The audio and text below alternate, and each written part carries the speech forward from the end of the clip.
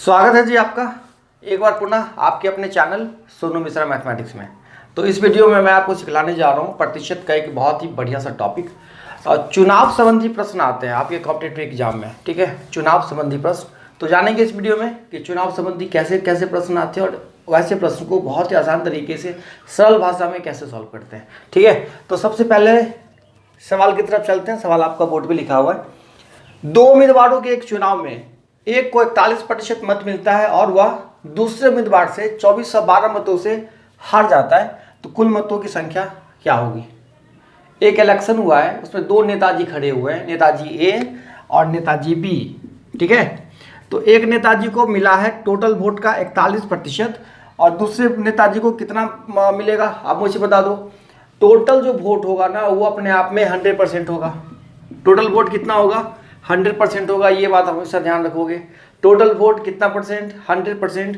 तो एक नेताजी को 41% मिला है, तो आपका दिमाग कहेगा दूसरे नेताजी को 100 में से 41 घटा दीजिए तो 59% वोट मिलेगा। तो आप भली बात देख रहे हैं कि एक भाई साहब, एक नेताजी 41% लाए हैं, दूसरे नेताजी 59% वोट लाए हैं, तो कितने का फासला है परसेंटेज में। तो कहोगे सर बहुत ही सिंपल, 18% का फासला है। और परसेंटेज में 18 का फासला है तो नंबर में कितने का फासला है, 2412 का, ठीक है। तो आप मुझे बता दो कि 18% दे रखा है तो 100% निकालना बहुत आसान है। इससे पहले कई बार हम काम कर चुके हैं। 18% बराबर 2412, तो 1% बराबर 2412/18। इसको काटिए भैया, 18 का 18, 18 या 54, 18 चौक 72, तो 1% बराबर 134, तो 100% बराबर हो जाएगा 13,400। कुल वोट कितने होंगे, 13,400 होंगे। तो इसी पैटर्न पे जैसा भी सवाल आएगा आप सॉल्व कर दोगे। बस अंतर इतना ही रहेगा कि दोनों के परसेंटेज में अंतर होगा, बाद बाकी कुछ और अंतर नहीं होगा। चलिए नए पैटर्न पे चलते हैं, इस सवाल को नोट कर लीजिए। चलिए एक और सवाल की तरफ चलते हैं, तब तक हम पानी पी लेते हैं। तो पढ़े क्या कहता सवाल। एक चुनाव में दो उम्मीदवार थे। एक उम्मीदवार ने कुल वैध मतों के 55% मत प्राप्त किए तथा 20% मत अवैध घोषित कर दिए गए। यदि कुल मतों की संख्या 7500 हो तो दूसरे उम्मीदवार ने कुल कितने वैध मत प्राप्त किए। देखिए दो कैंडिडेट है। एक ने टोटल वैलिड वोट, जो सही वोट गिरा है उसका कितना परसेंट, 55% वोट प्राप्त किया, और टोटल वोट में 20% जो हो गए ना इनवैलिड हो गए, वो बेकार वोट हो गए। तो इस कंडीशन में तो आपको इससे ये पूछ रहा है कि अगर 7500 वोट है तो दूसरा उम्मीदवार कितना वोट प्राप्त किया है, ठीक है। अब देखिए एक बात आप हमेशा ध्यान रखिएगा कि टोटल वोट जो होता है वो 100% होता है, ठीक है। कितना, 100%। अब देखिए सवाल सॉल्व करने का सबसे आसान तरीका क्या है। मैं वो सारे तरीके आपको बताता हूँ इस सवाल में कि क्या क्या कोई विद्यार्थी सोच सकता है।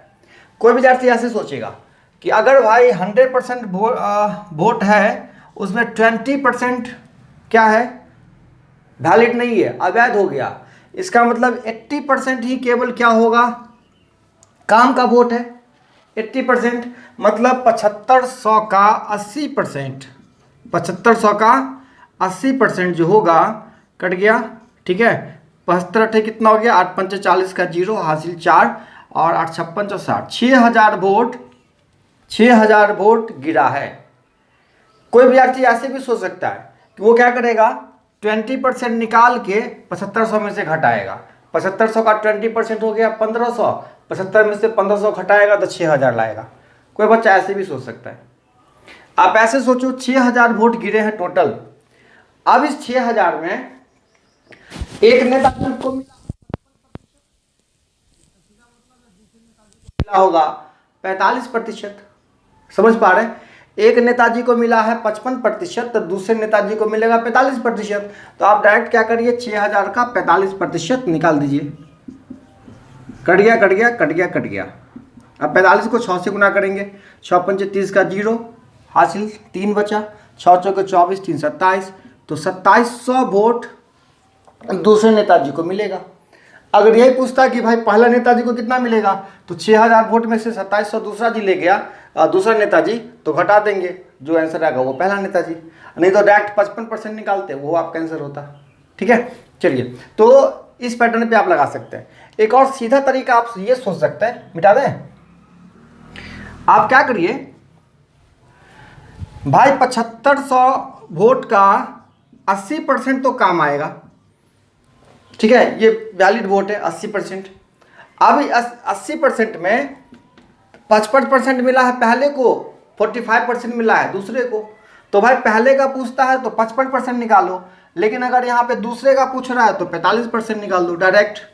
टोटल का 80%, इतना तो वैलिड वोट है, ठीक है, उसका 45% निकाल देना है। तो सॉल्व करिए, कट गया 25 या 75, 25 चौके 100, 20 चौके 80, 20 या 60, 45 गुने 60, 2700। तो दूसरे कैंडिडेट को मिलेगा कितना, 2700 वोट। इस प्रकार आप इस सवाल को सॉल्व कर सकते हैं। चलिए एक और बढ़िया सा सवाल हम आपको लगाते हैं इस वीडियो में। चलिए अगला सवाल क्या कहता है, पढ़िए ध्यान से। एक चुनाव में 2 उम्मीदवार थे। इस चुनाव में 8% मतदाताओं ने अपने मत का प्रयोग नहीं किया, ठीक है। जीतने वाले उम्मीदवार ने कुल मतों के 48% मत लेकर दूसरे उम्मीदवार को 1100 मतों से पराजित कर दिया। इस चुनाव में कितने मतदाता थे? देखिए सवाल पढ़ते जाएंगे और उसके अकॉर्डिंग काम करते जाएंगे।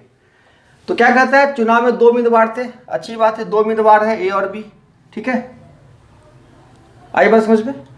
अब कहता है कि 8% मतदाताओं ने अपने मत का प्रयोग नहीं किया। तो भैया टोटल वोट होता है 100%, उसमें 8% ने वोट नहीं किया, इसका मतलब 92% लोगों ने वोट किया है। अगर 100 लोग वोटर हैं, 8 लोग वोट नहीं किए, तो 92 लोग तो वोट किए ना। अब क्या कहता है, जीतने वाले उम्मीदवार ने कुल मतों के 48%। ये लाइन बहुत इंपॉर्टेंट है। इस लाइन में बच्चे क्या करते हैं कि 92 का 48% सोच लेते हैं, लेकिन यहाँ पे क्लियर रूप से ये बोला है कि जीतने वाले उम्मीदवार ने कुल मतों के 48%, तो कुल मत तो 100% है, इसका 48%, तो मतलब 100 में 48 वोट ले लिया जीतने वाला, लेकिन वोट तो गिरा मात्र 92। ये 48 वोट लिया है टोटल वोट का, टोटल वोट में 48, लेकिन वोट तो गिरा है कितना, 92। इसका मतलब है कि अगर एक 48 लिया है तो निश्चित रूप से दूसरे को मिला होगा कितना, 44। बच्चे यहाँ पे गलती क्या करते हैं, ऐसे सवाल में 92 का क्या ले लेते हैं, 48% ले लेते हैं। अगर आपसे ये बोलता ना कि टोटल जो वोट गिरा है उसका 48%, तो क्या करते हैं आप 92 का 48% लेते हैं। लेकिन ऐसा कुछ नहीं कह रहा है, यहाँ कह रहा है कि टोटल वोट का 48%, टोटल वोट कितना है, 100 है। तो एक लिया 48, एक लिया 4। अगर 100 वोट होता तो कितने से हार जीत का फैसला होता, 4 से। 100 वोट होता तो हार जीत का फैसला कितने से होता, 4 वोट से। लेकिन ये हार जीत का फैसला कितने वोट से हुआ है, 1100 मतों से। तो हम यहाँ पे यूनिटरी मेथड लगा देंगे। इस प्रकार हम ऐसे सोचेंगे कि अगर 4 का अंतर है तो वोट कितना, 100 का, 1 का अंतर होगा 100/4, तो यहाँ वोट का अंतर कितने का है, 1100 का। तो क्या करेंगे, 25 को 11 से गुना कर देंगे, तो 5, 5 2 7 2। इस प्रकार के सवाल आते हैं चुनाव संबंधी। तो उम्मीद करता हूँ कि आपके समझ में आ गया होगा। अगर आ गया है तो निश्चित रूप से मुझे बताइएगा कि आपके समझ में सारी बातें आई है कि नहीं आई, क्योंकि ये बात मेरे लिए जानना बहुत ही अत्यंत आवश्यक है कि जो चीज़ें मैं आपको पढ़ा रहा हूँ वो आपकी समझ में आ रहा है या नहीं आ रहा है। तो अगर आ रहा है तो बहुत अच्छी बात है, कमेंट करके बता दीजिएगा, और नहीं आ रहा है तो क्या दिक्कतें हो रही है आपको वो मुझे निश्चित रूप से बताइएगा, ठीक है।